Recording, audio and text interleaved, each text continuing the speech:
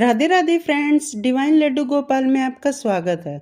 दोस्तों, अगर आप लड्डू गोपाल की सेवा शुरू करते हैं तो आपको यह 3 सीढ़ियां जरूर चढ़नी होंगी। अगर आपने इन तीनों सीढ़ियों को पार कर लिया तो लड्डू गोपाल सदा सदा के लिए आपके घर में विराजित हो जाएंगे दोस्तों, और आपको उनकी निकटता का एहसास भी होगा। पर दुख की बात यह है कि अक्सर तीसरी सीढ़ी पर लोग फिसल जाते हैं। आप इनमें से कौन सी सीढ़ी पर हैं, जरूर बताइएगा। पहली सीढ़ी पर आप यह महसूस करेंगे कि कोई शक्ति है जो अब आपके साथ है। जब आप लड्डू गोपाल की सेवा शुरू करते हैं तो आपके अंदर से डर खत्म हो जाता है, एक निर्भरता का भाव आता है, एक विश्वास आता है। परमात्मा के प्रति आपको एहसास होता है कि जब लड्डू गोपाल आपके घर में है तो किस बात का भय है, और आपको प्रतिपल प्रतिक्षण घर में उनकी उपस्थिति का एहसास भी होता है। आपको लगता है कि सचमुच वो आपके साथ हैं। अगर आपको भी ऐसा कोई एहसास हो रहा है तो समझ लीजिए आपने पहली सीढ़ी पार कर ली है। दूसरी सीढ़ी पर आपके भीतर से एक रूहानी खुशबू आएगी। आपको अंदर से बहुत अच्छा फील होगा और लोगों के बीच बैठकर आपको लड्डू गोपाल का जिक्र बड़ा भाएगा। आप चाहेंगे कि हर समय बस आप लड्डू गोपाल की ही बातें करें। कोई आपसे यदि एक बात पूछेगा तो आप लड्डू गोपाल से जुड़ी 4 बातें बताना चाहेंगे। आप लड्डू गोपाल को कब सुलाते हैं, कब उठाते हैं, उन्हें कौन सी पोशाक पसंद है, वो क्या खाना चाहते हैं।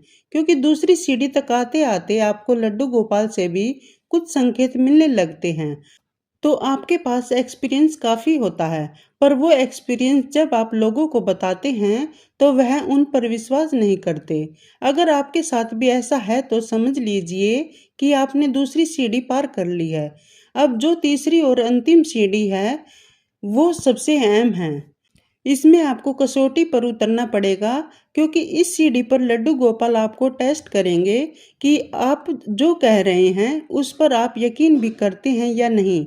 हो सकता है उस समय आपका पूरा संसार बिखरा हुआ हो और आपको कुछ समझ में ना आए, पर उसके बाद भी यदि आप रोते हुए भी यह कह पाए कि परमात्मा जो भी करेगा मेरे भले के लिए ही करेगा।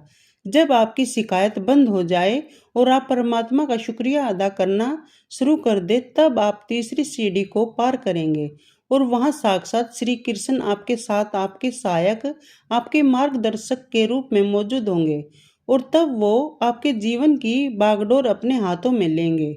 लेकिन होता इसका उल्टा है। लोग 2 सीढ़ियां तो पार कर लेते हैं क्योंकि वहां कुछ खोना नहीं है, इसलिए 2 सीढ़ियां जब चढ़ जाते हैं पर तीसरी सीढ़ी तक आते आते लुढ़क जाते हैं। वहां हम यह तो नहीं सोचते कि परमात्मा भी हमें टेस्ट कर सकते हैं, बल्कि हम उन्हें ही उलाहना देने लगते हैं कि हम तो इतनी पूजा पाठ करते हैं, लड्डू गोपाल की सेवा करते हैं, हमारे साथ ही ऐसा क्यों हुआ। और ठीक इसी स्टेज पर हम सबसे बड़ी गलती यह करते हैं कि अपने जीवन की बागडोर उसके हाथों से खींच लेते हैं। जैसे कि कोई काम बिगड़ जाता है तो लोग क्या करते हैं कि आज से दीपक नहीं जलेगा, आज से भोग नहीं लगेगा, इन्होंने हमारे साथ ऐसा क्यों किया। आपको यह समझना होगा कि लड्डू गोपाल आपके दीपक के, आपके भोग के भूखे नहीं हैं, वो सिर्फ आपके भाव के भूखे हैं। आप जो दीपक जलाते हो, भोग लगाते हो या कोई सेवा करते हो, वह आप अपनी खुशी के लिए करते हो, क्योंकि वह सब करना आपको अच्छा लगता है। लड्डू गोपाल को इससे कोई मतलब नहीं है। वह सिर्फ आपका भाव देखते हैं कि आपने किस भाव से भोग लगाया है। यह भाव ही तो है जो भगवान श्री कृष्ण ने दुर्योधन के 56 भोग छोड़कर विदुर के यहाँ सादा भोजन करना स्वीकार किया। अगर आप बोझ समझकर कोई सेवा कर रहे हैं तो बेकार है। आप सिर्फ मूर्ति की ही सेवा कर रहे हैं, वहां आपको प्राण नहीं मिलेंगे। इसलिए भाव और अटूट विश्वास, यह 2 चीजें ही काफी हैं लड्डू गोपाल को जागृत करने के लिए। फिर आपको प्राण प्रतिष्ठा की भी कोई जरूरत नहीं है। राधे राधे।